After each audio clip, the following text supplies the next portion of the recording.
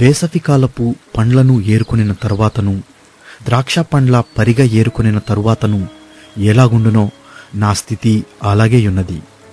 ద్రాక్ష పండ్ల గెల ఒకటియూ లేకపోయెను. నా ప్రాణమునకిష్టమైన ఒక క్రొత్త అంజురపు పండైనను లేకపోయెను. భక్తుడు దేశములో లేకపోయెను. జనులలో యథార్థపరుడు ఒకడునూ లేడు. అందరును ప్రాణహాని చేయుటకై పొంచియుండువారే. ప్రతి మనుష్యుడును కిరాతుడై తన సహోదరుని కొరకు వలలను ఒగ్గును. రెండు చేతులతోనూ కీడు చేయ పూనుకొందురు. అధిపతులు బహుమానము కోరుదురు. న్యాయాధిపతులు లంచము పుచ్చుకొందురు. గొప్పవారు తమ మోసపు కోరికను తెలియజేయుదురు. అలాగున వారు ఏకపట్టుగా నుండి దాని ముగింతురు. వారిలో మంచివారు ముండ్ల చెట్టు వంటివారు. వారిలో యథార్థవంతులు ముండ్ల కంచె కంటెను ముండ్లు ముండ్లుగా నుందురు. నీ కాపరుల దినము, నీవు శిక్షనొందు దినము వచ్చుచున్నది. ఇప్పుడే జనులు కలవరపడుచున్నారు. స్నేహితుని యందు నమ్మిక ఉంచవద్దు. ముఖ్య స్నేహితుని నమ్ముకొనవద్దు. నీ కౌగిటిలో పండుకొనియున్న దాని ఎదుట నీ పెదవుల ద్వారమునకు కాపు పెట్టుము. కుమారుడు తండ్రిని నిర్లక్ష్యపెట్టుచున్నాడు. కుమార్తె తల్లిమీదికిని, కోడలు అత్తమీదికిని లేచెదరు. ఎవరి ఇంటివారు వారికే విరోధులగుదురు.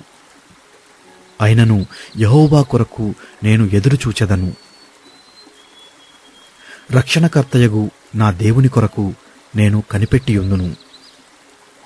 నా దేవుడు నా ప్రార్థన నాలకించును. నా శత్రువా, నా మీద అతిశయింపవద్దు. నేను క్రింద పడినను తిరిగి లేతును.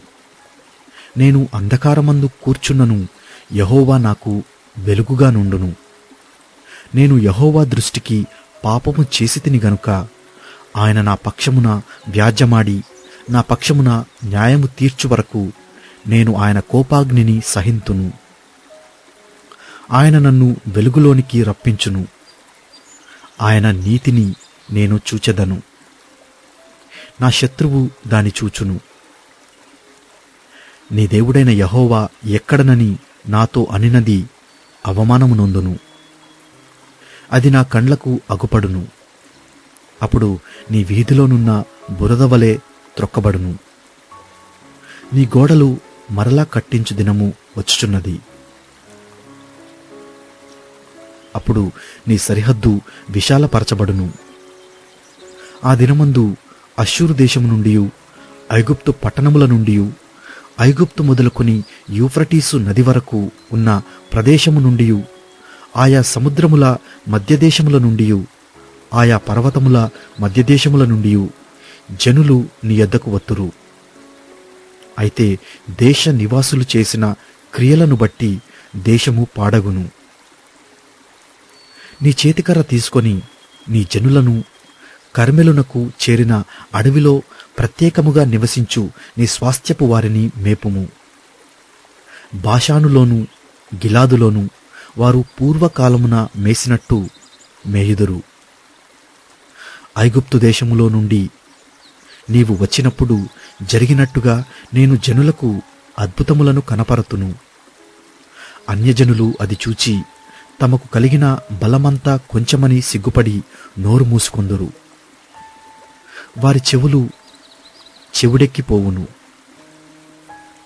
సర్పములాగున వారు మన్ను నాకుదురు. భూమి మీద ప్రాకు పురుగుల వలె తమ ఇరువులలో నుండి వణుకుచు ప్రాకివత్తురు. మన దేవుడైన యెహోవా యొద్దకు భయపడుచు వత్తురు. నిన్ను బట్టి భయము నొందుదురు. తన స్వాస్థ్యములో శేషించిన వారి దోషమును పరిహరించి వారు చేసిన అతిక్రమముల విషయమై వారిని క్షమించు దేవుడవైన నీతో సముడైన దేవుడున్నాడా? ఆయన కనికరము చూపుటయందు సంతోషించువాడు గనుక నిరంతరము కోపముంచడు. ఆయన మరలా మన యందు జాలిపడును, మన దోషములను అణిచివేయును.